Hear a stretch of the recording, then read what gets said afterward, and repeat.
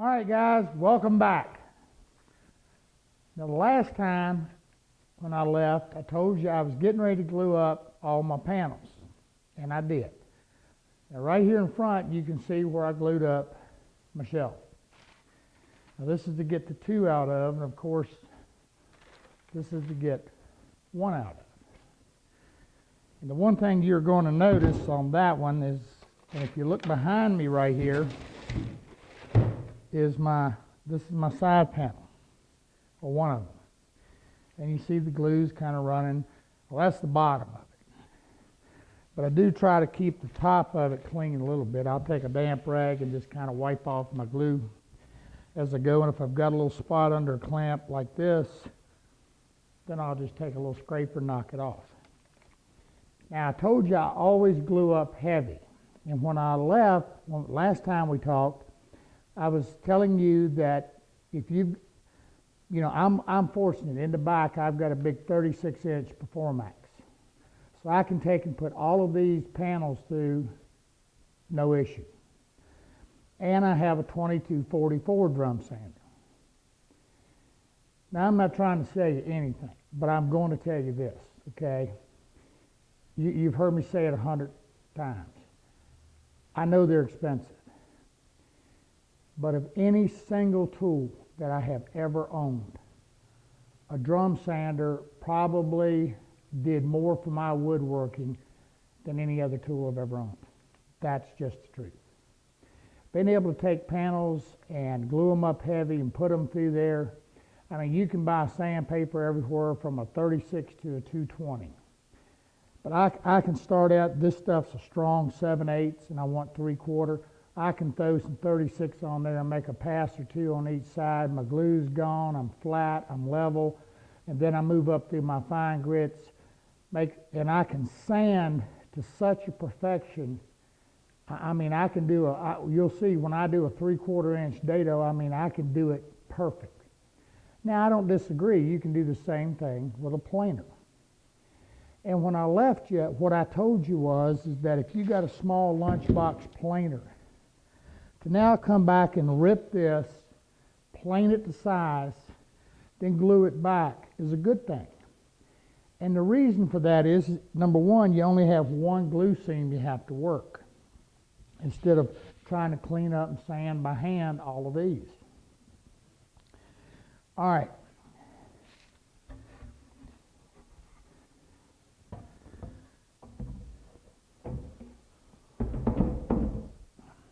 I also was explaining to you about using a piece of paper. Now, I've got a piece of paper down here, and if you look real careful between the glue and the dirt, you can see where I took my shelf. I think you can see it. Can you see that? I took a magic marker and just drew out 2 shelves, and I cut my panels. But make sure you go past a little bit. Don't try to cut it so tight.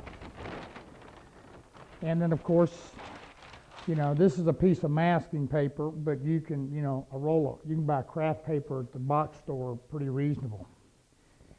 And you notice, again, the 1 up, 1 down on the clamps. I want to talk to you a minute about a planer. We all know what a planer That's what snipe is. I ain't talking about hunting that bird out there with a trash can. I ain't talking about snipe hunting. If y'all don't know, never mind. A snipe is where you've got a board, and when it comes to your planer, it'll dip on one end. It'll dip it out.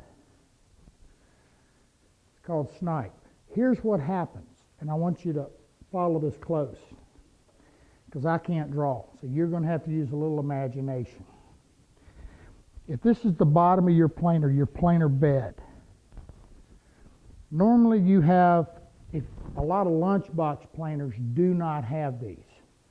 Bigger planers will have rollers in them. And if you read the instructions on them, they tell you to set them level or up above the bed a little bit. Here's what happens. Right here we've got a big cutter head. Right here we've got an in-feed roller and an out-feed roller.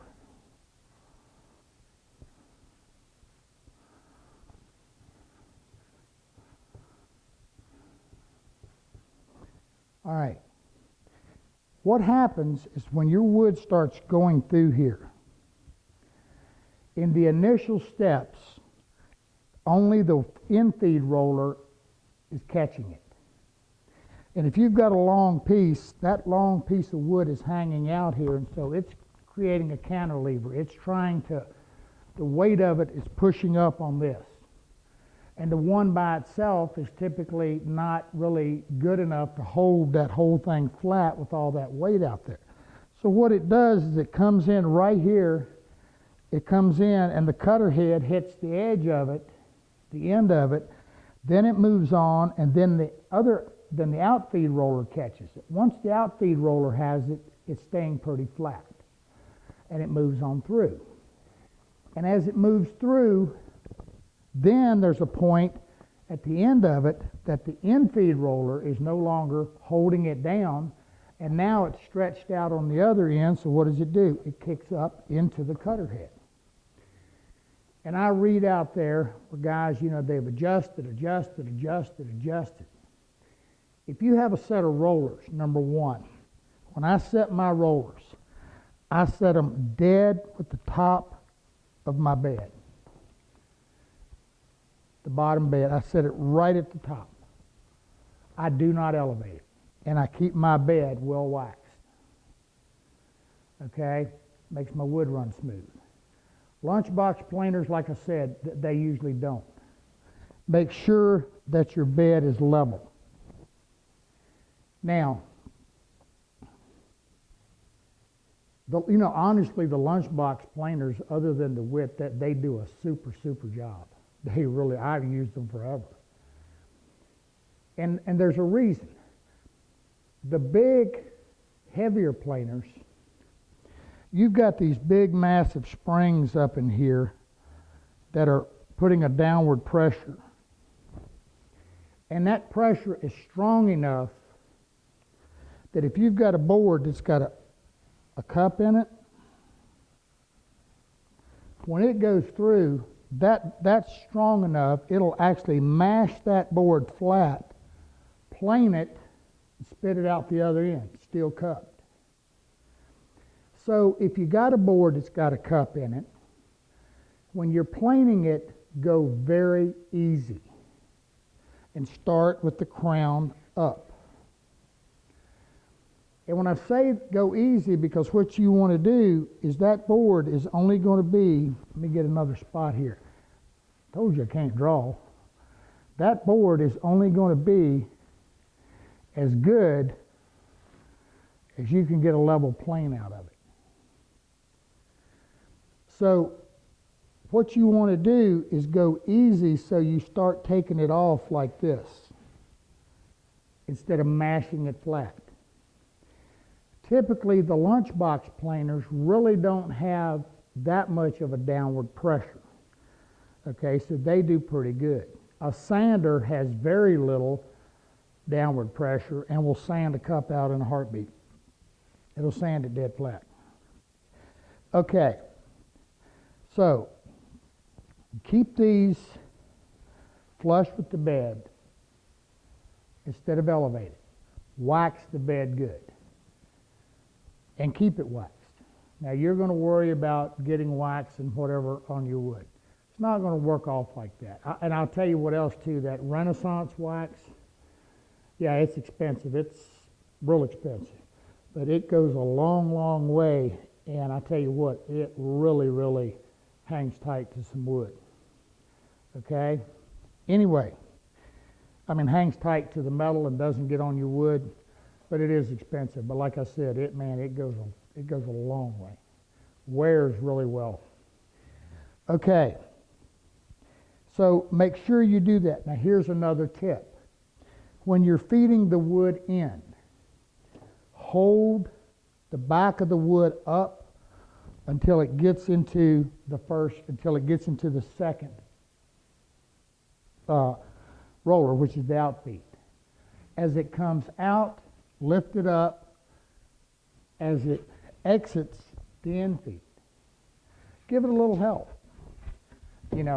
Keep that hold it up a little bit, let it go through, After it goes through, go to the other side, hold it up a little bit. You ain't got to lift it up here, just give it a little bit of elevation. And you'll find that you come out a whole lot better. Now, the other thing I do, if I'm going to be planing, is I try my best to leave my wood long enough so that if I get a little snipe, it's going to get cut away. I know, it seems like you're wasting wood, but it's either that or you're going to have some mess you got to try to sand out. You've got a different thickness in your board, and common sense says it's going to, the time it's going to try to take you and the frustration to try to fix that or deal with it, what little bit of wood you're going to waste leaving it long enough to get past the snipe, it's not worth the aggravation. It's just not. Now, the other thing is a lot of guys, I've got a 6-inch helical head, an 8-inch helical head joiner here. Nice long bed. But I didn't always have one. You can believe that. So I want to show you how I dealt with getting nice glue joints without a joiner. If you do have a joiner, almost every piece of wood will have a little bit of a wane to it. Means it looks a little bit like this. Down the long way. So what you got to do is you got to create a straight surface through here in order to get a straight side to work from. If you're joining, and in the technique I'm going to show you, and I've showed you this before, you always want to work off of your 2 outer points. Trying to even get it straight through the joiner on the curve right here, if you rock the least little bit, the joiner will track that curve and you can just keep going and never get it straight. But the joiner will take this point off, this point off, this point off, this point off, and you keep listening and you'll hear it catch the center. At that point, you should have a straight board. But you don't always have a joiner. Okay, I'm going to show you a little jig. And the reason I'm going to show you this to you now is we're going to use this in this corner cabinet a lot. This is as simple as it gets. What I've got is a piece of wood that I milled straight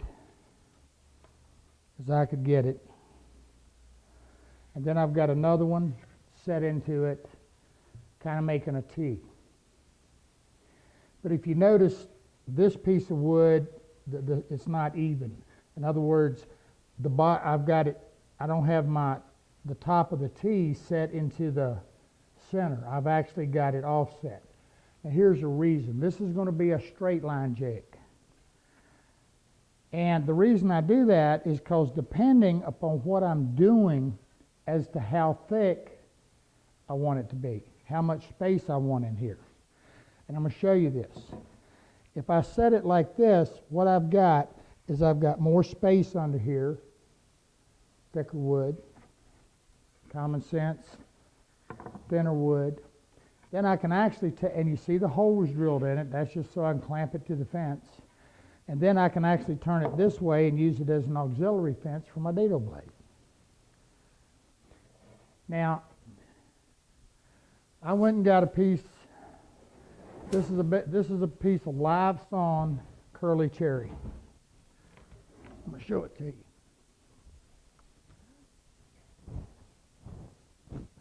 Now, as you can see, I don't have anywhere on this to start sawing from. Nowhere.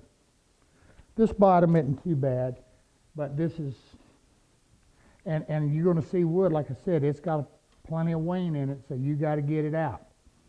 And without a joiner, how do you do it? Yeah, you can come in with a big hand plane and start, a joiner plane and start hand planing this edge and get it straight. No doubt. I've done that more than once. But here's what I do. I have me a straight edge here. And all I did was screwed it on to this piece of wood. I want to get one straight point to work from. Now, I remember a point in time that I actually went and bought a piece of plywood and ripped down the side of it because I didn't really have any way of getting anything straight. And so I bought a piece of plywood to get me a point to start from and just use the factory edge to saw from. But I'm going to show you. So get your straight edge.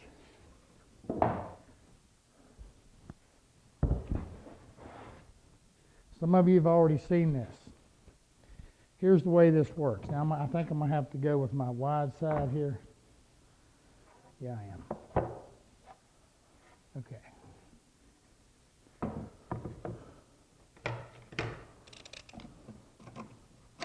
You already got it figured out, don't you? Yeah, it wasn't hard.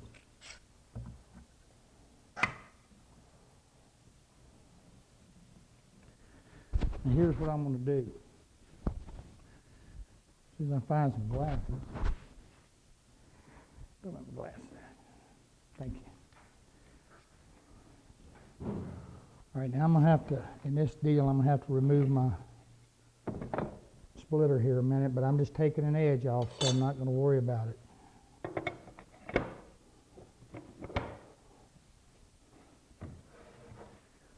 And I'm going to set my saw blade where the outside edge is right at the edge of my jig.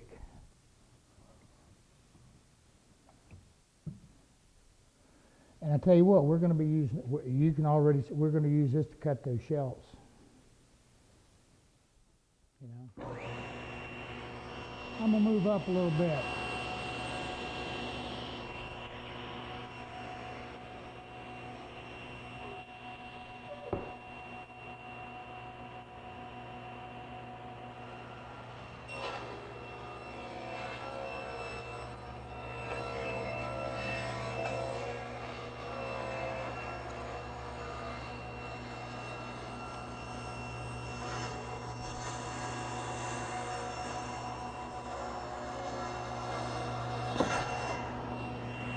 I about not be tall enough for that.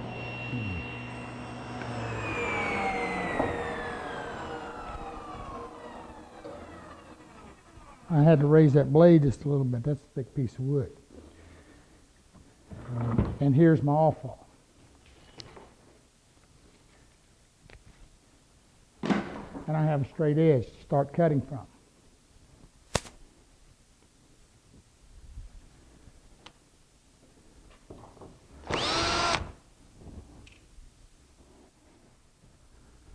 Now I can put my splitter back on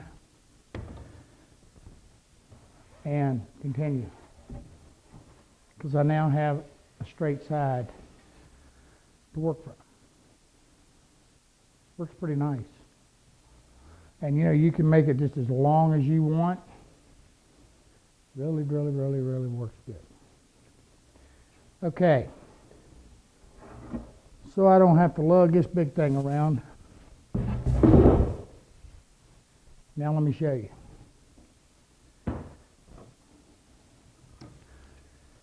You know the old expression of woodworking, measure twice, cut once?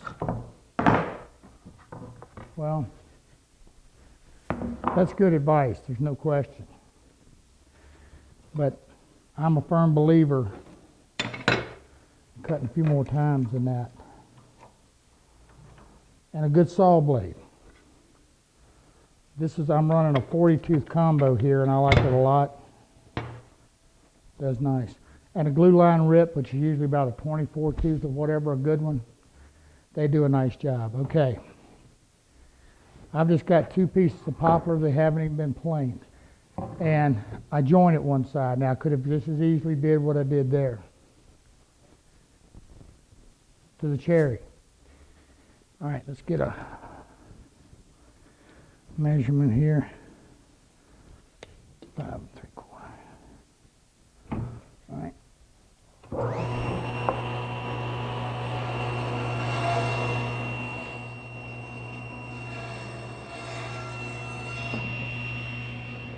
I didn't cut it wide enough.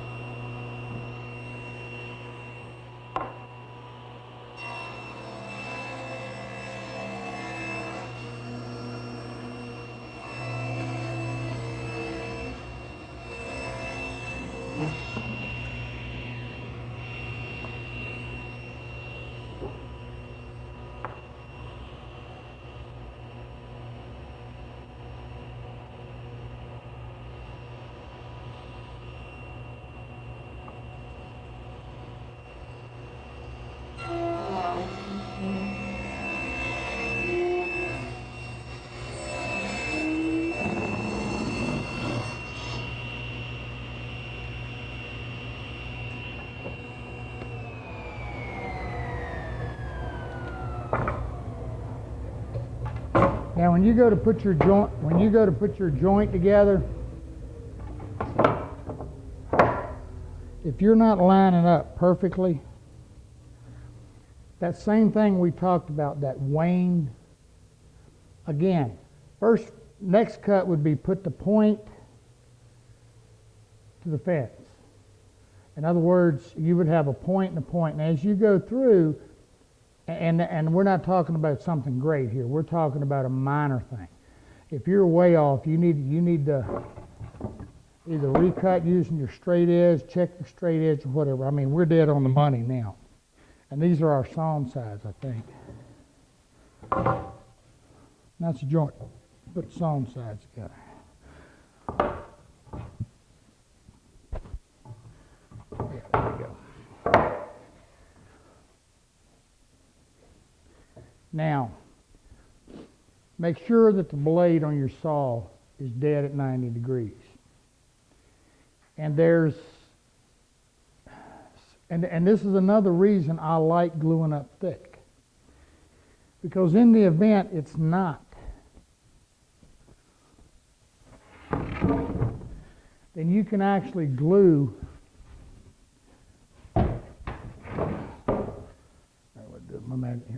You can actually glue a bow into it.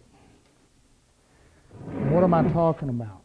If that blade is not 90 degrees, let's say it's a half a degree off or something, you're actually going to be cutting like this. And if you put your mate to it, you're okay.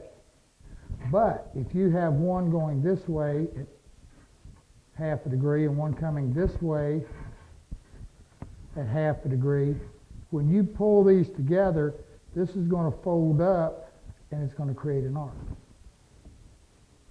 Okay? So alternating your boards, meaning you're sawing this side with this face up, you saw the other side with this face down, and do that throughout so that if there's a variation, okay, it's going to take care of itself. The best rule of thumb is just to make sure your blade is at 90 degrees. Dead straight. And the other thing is that again, by gluing it up a little thick, you don't have an issue. You know, if you get a little bit, now we're not talking major, but if you get a little bit of a bow or something like that, when you process it on down, then you're going to come in dead flat. This is the honest truth. I will spend more time processing wood and make sure everything is flat, level, square in building this piece than I will in actually putting it together and building it. That's the easy part. And that's the part everybody gets real excited about and they really get anxious to do. But what you find out is that calming down, taking your time, going through one step at a time. You know, in this case, figure out what we're going to do. Then we start gluing up. You notice we haven't even talked about the face frame. We haven't even got to the tiger maple because it's not time. We got to get this carcass standing and all of that done before we even worry about that. Because if we went in, and that's the reason I don't like plans. Now I'm going to say that right up front. That's one of my biggest issues with plans. Plans, I see guys will go through and there's a cut list and a set of plans, and they'll take that cut list and go through and cut every single piece of wood. And then they find things don't fit, don't work, and there you are. Now what do? It's not the way you do it, guys. You start at the bottom and come up. It's just like building a house. We got to lay the foundation, and then we can finish it out. You know, when we were drawing up our sides and whatever, we were talking about the one side's now going to be 4.5, and this side's in the front of the front of the face frame is going to be 2 1/4. Well, that's what it's supposed to be. But when we get to it, if it winds up 2 5/16 or 2 3/16, we'll live with it. You know, and that's the way you build this stuff. You go out here and look at any solid wood, anybody building, any craftsman building. You know, you're going to see their sizes posted, and it's going to say plus or minus a lot of them. A lot of times you're going to build something working within parameters of the wood. You know, that piece of cherry I'm showing you right there is going in a great big cabinet that I'm doing. And I'm going to get about a 12-inch run. I'm going to get about a 12-inch clear piece of cherry out of that. That's curly cherry with no sap. But when I was designing that thing, I needed about 12 and a quarter. But the first thing I did was went and found my cherry to do my raised panels, because I knew that was going to be the biggest thing I needed. And I didn't want to do glue ups. I want one board. So now that I'm at 12, and I'm going to rip it all to make sure I got that 12. Then I'm going to come back, and my rails and stiles, I'm just going to make them just a hair bigger to compensate. I'm going to get all my questions answered before I start. That's what you do. So in this case, we're building I'm going to go back now and process my panels, get them all nice and flat and sand it. Then we're going to come back and we're going to start cutting panels and get it ready to make into a case.